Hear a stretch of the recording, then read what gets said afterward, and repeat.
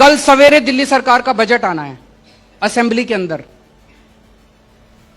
केंद्र सरकार ने हमारे बजट पे आज शाम को रोक लगा दी है। कल सुबह बजट नहीं आएगा दिल्ली सरकार का। दिल्ली सरकार के एम्प्लॉइज को कल से तनख्वाह नहीं मिलने वाली।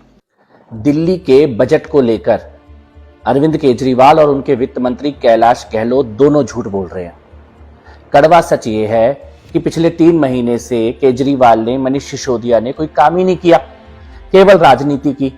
कभी गुजरात चले गए, कभी भगवंत मान के हेलीकॉप्टर में बैठकर कर्नाटक चले गए, मध्य प्रदेश चले गए, लेकिन अपने दफ्तर नहीं गए।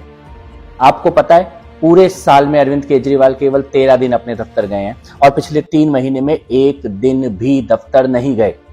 बताएं मुख्यमंत्री केजरीवाल की अपने दफ्तर कितने दिन गए, विधानसभा कार्यालय कितने दिन गए, सचिवालय कितने दिन गए।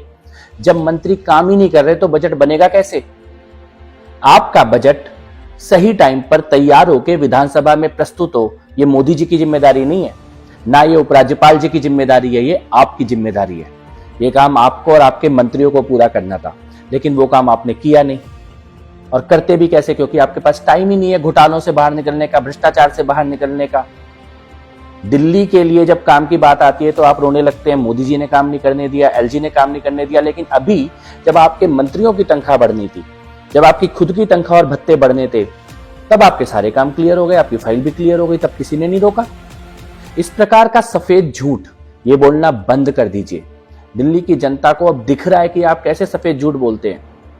और बजट में किए हुए पिछले वादे वो भी अभी तक पूरे नहीं हुए हैं, और इस बार आप नया झूठ का पुलिंदा तैयार करने, उसकी घोषणा करने की तैयारी कर रहे हैं। बजट में एलजी को या मोदी जी को जिम्मेदार ठहराने से पहले केजरीवाल खुद बताएं कि वो कितने दिन अपने दफ्तर गए, बजट के ऊपर कितने दिन काम किया, कितनी मीटिंग उन्होंने ली, मनीष सिसोदिया ने कितनी मीटिंग ली, बाद में कैलाश गहलोत ने कितनी मीटिंग ली। जब आप और आपके मंत्री काम ही नहीं कर रहे हैं तो कैसे समय पर विधानसभा में बजट आ पाएगा? अपने दफ्तर में बैठना शुरू करें। जितने दिन तिहाड़ से बाहर हैं, उतने दिन दिल्ली की जनता से जो वादे किए थे उनको पूरा करने की कोशिश कीजिए। इस प्रकार की बहानेबाजी और झूठ ये बहुत हो चुका। दिल्ली की राजनीति में इस प्रकार के झूठ का अब अंत होना चाहिए। मारो मुझे, मारो मुझे, मारो।